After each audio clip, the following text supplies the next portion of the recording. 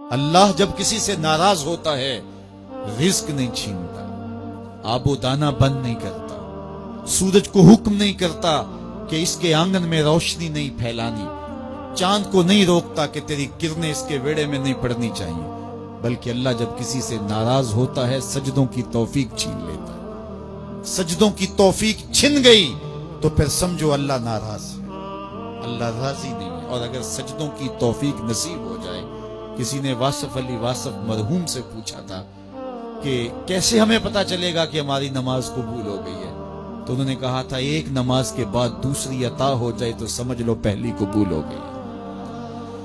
تو نمازوں کا نصیب ہونا یہ اللہ کی رضا اور اللہ کی خوشنودی کی دلیل ہے، اور سجدوں کی توفیق کا چھن جانا یہ اللہ کی ناراضگی کی دلیل ہے۔ میں اور آپ دیکھیں کہ ہم کہاں کھڑے ہیں۔ دیکھیے دولت تو کفار کو بھی ملتی ہے، اللہ دولت اسے بھی دیتا ہے جس سے راضی ہے، اسے بھی دیتا ہے جس سے نہیں راضی، لیکن سجدوں کی توفیق اسے ہی دیتا ہے جس پہ وہ راضی ہے۔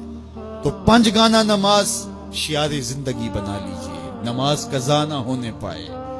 قیامت کے دن بے نمازی اس صف میں کھڑا ہوگا جس صف میں نمرود کھڑا ہوگا، جس صف میں حامان کھڑا ہوگا، قارون کھڑا ہوگا، شداد کھڑا ہوگا۔ مجھے بتائیے ہم میں سے کوئی یہ گوارا کرتا ہے ہم اس صف میں کھڑے کر دیے جائیں جہاں دشمنان خدا کھڑے ہوں؟ آج کوئی نماز پڑھے یا نہ پڑھے، حشر کے دن حکم ہوگا کہ اللہ کے حضور سجدہ کرو، ہر کوئی سجدہ کرنا چاہے گا، جو نہیں پڑھتا وہ بھی کرنا چاہے گا، لیکن بے نمازی کی کمر اکڑ جائے گی، وہ آرزو رکھنے کے باوجود سجدہ نہیں کر پائے گا۔ قرآن بتاتا ہے کچھ لوگ جہنم کو دھکیلے جا رہے ہوں گے، انہیں کچھ لوگ پوچھیں گے ما سلککم فی سقر، تم جہنم کو کیوں جا رہے ہو، کیا ہوا تمہیں؟ تو وہ جواب میں کیا کہیں گے؟ لم نک من المصلین، ہم نماز نہیں پڑھا کرتے تھے۔ سب سے پہلا حساب قیامت کے دن جو بندے سے لیا جائے گا وہ نماز کا لیا جائے گا۔ پہلا سوال بندے سے یہ ہوگا۔ یا چڑیاں بھی رب کی تسبیح بولیں اور اشرف المخلوقات سویا رہے، جب صبح کا وقت ہوتا ہے حشرات الارض بھی بلوں سے نکل کے رب کی تقدیس کے ترانے پڑھ رہے ہوتے ہیں، درختوں کی شاخوں پہ چڑیاں پرندے وہ بھی اللہ کی تقدیس کے ترانے پڑھ رہے ہوتے ہیں، حشرات الارض بھی اس کی تقدیس کے گیت گا رہے ہوتے ہیں، اور اشرف المخلوقات خراٹے لے رہا ہو، اس سے بڑی بد نصیبی کیا ہو سکتی ہے؟ آئیے 5 گانا نماز شعار زندگی بنا لیں۔ اس مجلس میں اگر کوئی بے نمازی ہے تو آج عزم مصمم کر کے یہاں سے لوٹے کہ آج کے بعد نماز نہیں چھوڑوں، اور اگر آپ 5 گانا نماز کی عادت رکھتے ہیں تو آپ کو مبارک ہو، لیکن یہ عزم کر کے جائیے اپنے گھروں میں، اپنے اعزاء و اقرباء اور اپنے دوستوں میں اس زور سے تلقین اور تاکید کریں گے نماز کی کہ وہ پکے نمازی بن جائیں گے۔ بندہ بندگی سے سجتا ہے، زندگی آمد برائے بندگی، زندگی بے بندگی شرمندگی۔ اگر زندگی میں بندگی نہیں تو زندگی کے پلے ہے کیا؟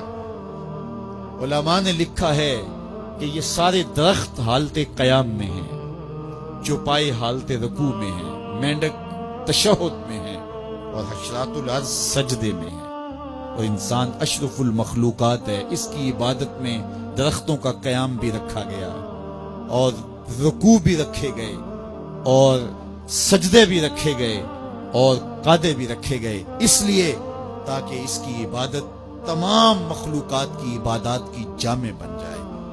لیکن اس کے باوجود اللہ کے حضور سجدہ ریز ہونا پسند نہ کرے تو بتائیے کیسے رحمتیں اس کے اوپر کریں گی؟ خوش نصیب تو وہ ہیں جو 5 گانا نماز ادا کرنے کے بعد تہجد بھی قضا نہیں ہونے دیتے، سجدوں سے اللہ کے حضور حاضری پیش کرتے ہیں۔ سب سے زیادہ بندہ اللہ کے اس وقت قریب ہوتا ہے جب سجدے میں سر رکھا ہوا ہوتا ہے۔ انسان کے اشرف اعضاء اس کے سر میں ہیں، بولنے کی قوت زبان سر میں، دیکھنے کی قوت آنکھیں سر میں، سونگنے کی قوت ناک سر میں، چکھنے کی قوت زبان سر میں، سننے کی قوت کان سر میں، سوچنے کی قوت دماغ سر میں، اور سر مالک کے در پہ۔ ناک بھی رگڑ رہا ہے، پیشانی بھی رگڑ رہا ہے، اور زبان سے کیا کہہ رہا ہے؟ سبحان ربی الاعلی، مالک مجھ سے نیچے کوئی نہیں، تیرے سے بالا کوئی نہیں۔ انسان کو بندگی کا ذوق جب نصیب ہو جاتا ہے، جب اس کے حضور بندہ جھکنے لگ جاتا ہے تو پھر وہ کسی کے آگے نہیں جھکتا۔ وہ ایک سجدہ جسے تو گراں سمجھتا ہے 1000 سجدے سے آدمی کو دیتا ہے نجات۔